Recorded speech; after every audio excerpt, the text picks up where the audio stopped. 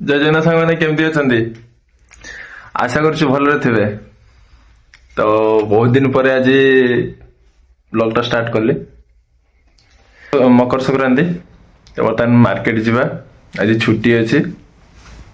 ମାର୍କେଟରୁ ଆଜି ଟିକେ କିଛି ହବ କରିଦେବା ଆଉ। ମକର ସଂକ୍ରାନ୍ତି ତ କିଛି ଗୋଟେ ଭଲ ମନ୍ଦ କରିଦେବା ଆଉ। ଚାଲନ୍ତୁ ବର୍ତ୍ତମାନ ମାର୍କେଟ ଯିବା। ମାର୍କେଟରୁ କ'ଣ କ'ଣ ଆଣିବା ଆପଣଙ୍କୁ ଦେଖାଉଛି। ତ ବର୍ତ୍ତମାନ ମାର୍କେଟରୁ ଆସି ପହଞ୍ଚି ଯାଇଛି। ତ ମାର୍କେଟରୁ ବର୍ତ୍ତମାନ କେତେ 12ଟା ପାଖାପାଖି ହେଇଗଲାଣି। ମାର୍କେଟରୁ କ'ଣ ବହୁତ ଜିନିଷ ଆସିଛି ମାର୍କେଟରୁ। ତ ମାର୍କେଟରୁ କ'ଣ କ'ଣ ଆଣିଛି ଦେଖିବା ଚାଲନ୍ତୁ। ତାପରେ ରୋଷେଇ କରିବା। ରୋଷେଇ କରିକି ପୁଣି ଭୋକ ଲାଗିଲାନି, ଖାଇବା ପାଇଁ ପଡ଼ିବ। ତ ଚାଲନ୍ତୁ କ'ଣ କ'ଣ ଆଣିଛି ମାର୍କେଟରୁ ଦେଖାଉଛି ଆପଣଙ୍କୁ। ଏଇଟା ହେଉଛି ମସଲା, ଏଠି ସବୁ ଅଛି।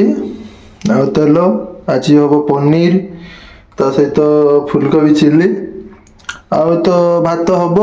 ତ ସେଇଥିପାଇଁ ତାଙ୍କ ମାନେ ଫୁଲକୋବି ଚିଲି ପାଇଁ ସବୁ ଜିନିଷ ଆସିଛି, ଆଉ ପନିର ପାଇଁ ସବୁ ଜିନିଷ ଆସିଛି। ତ ଚାଲନ୍ତୁ ପନିର ଆଉ ଫୁଲକୋବି ଚିଲି ରୋଷେଇ କରିବା। ସାଙ୍ଗମାନେ ବର୍ତ୍ତମାନ ଖାଇବା ପାଇଁ ବସିଯାଇଛି। ବର୍ତ୍ତମାନ ଖାଇବା ହେଇଯାଇଛି।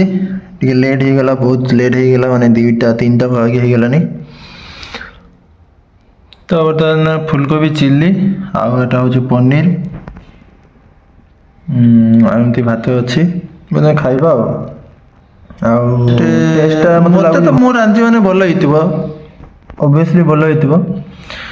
କିନ୍ତୁ ଆପଣମାନେ କମେଣ୍ଟରେ ଜଣାଇବେ ତରକାରୀଟା କେମିତି ଦେଖାଯାଉଛି। ଠିକ୍ ଅଛି, ଚାଲନ୍ତୁ ବର୍ତ୍ତମାନ ସାମ୍ନାରେ ଏଇସବୁ ଜିନିଷ ଦେଖି ସାରିଲା ପରେ, ମାନେ ଆଇଟମ୍ ଦେଖି ସାରିଲା ପରେ ଆଉ ରହି ହେଉନି। ଚାଲନ୍ତୁ ବର୍ତ୍ତମାନ ଜଲ୍ଦି ଜଲ୍ଦି ଖାଇଦେବା। ଖାଇସାରିକି ଶୋଇପଡ଼ିବା ଆଉ। ବର୍ତ୍ତମାନ ଆଉ କିଛି କାମ ନାହିଁ, ଖାଇଦେଇକି ଶୋଇପଡ଼ିବା ଆଉ।